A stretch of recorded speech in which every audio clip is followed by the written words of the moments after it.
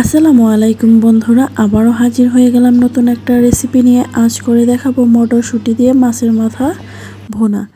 আমি এখানে নিয়েছি মাছের মাথা, পেঁয়াজ, কাঁচামরিচ, টমেটো, মটরশুঁটি। প্রথমে আমি প্যানে তেল দিয়ে দিব, দিয়ে পেঁয়াজ কুচি দিয়ে দিব। পেঁয়াজটা ভালো করে নেড়ে চেড়ে বাদামি করে ভেজে নিব।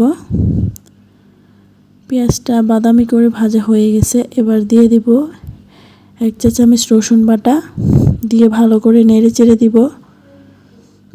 দিয়ে দিব 1 চা চামচ জিরা বাটা, দিয়ে ভালো করে নেড়ে চেড়ে অল্প পানি দিয়ে দিব। পানি দেওয়া হয়ে গেছে, কয়েকটা কাঁচামরিচ দিয়ে দিব। কাঁচামরিচ দিয়ে লবণ দিয়ে দিব 1 চা চামচ, 1 চা চামচ হলুদের গুঁড়া, 1 চা চামচ মরিচের গুঁড়া, দিয়ে ভালো করে নেড়ে চেড়ে মশলাটা কষিয়ে নিব। এবার দিয়ে দিব কয়েকটা টমেটো কুচি। আমি এখানে 2টা টমেটো নিয়েছি। দিয়ে ভালো করে নেড়েচেড়ে ঢেকে দিয়ে মশলাটা একটু কষিয়ে নিব। মশলাটা যত কষানি হবে তরকারি কিন্তু তত মজা হবে। এবার আমি মাছের মাথাগুলো দিয়ে দিব।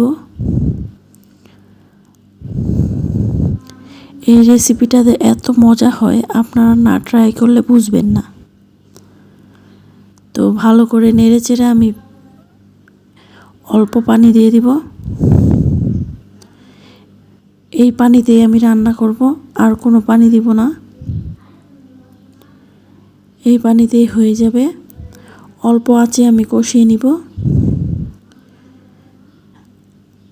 ভালো করে নেড়ে চেড়ে দিব।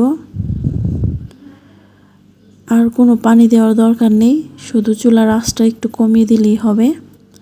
এবার মটরশুঁটিগুলো দিয়ে দিলাম, দিয়ে ভালো করে নেড়ে চেড়ে আরও একটু কষিয়ে নিব। এই রেসিপিটা যদি ভালো লাগে অবশ্যই লাইক কমেন্ট করে পাশে থাকবেন। আমার চ্যানেলে নতুন হয়ে থাকলে অবশ্যই সাবস্ক্রাইব করে দিবেন। ফেসবুক পেজ থেকে দেখে থাকলে অবশ্যই ফলো করে দিবেন। তো ভালো করে নেড়ে চেড়ে আমি আর একটু রান্না করে নিব। ঝোলটা যে পর্যন্ত না শুকিয়ে গেছে সে পর্যন্ত। ঝোলটা প্রায় শুকিয়ে আসছে, একটু নেড়ে চেড়ে দিব। আলতো করে নাড়তে হবে, তা না হলে একদম মাথাগুলো গলে যাবে। আমার রেসিপিটা রেডি, দেখেন কালারটা কত লোভনীয় হয়েছে। আশা করি আপনাদের কাছে ওই ভিডিওটা যদি ভালো লাগে অবশ্যই লাইক কমেন্ট শেয়ার করে পাশে থাকবেন। সবাই ভালো থাকবেন, সুস্থ থাকবেন। আল্লাহ হাফেজ।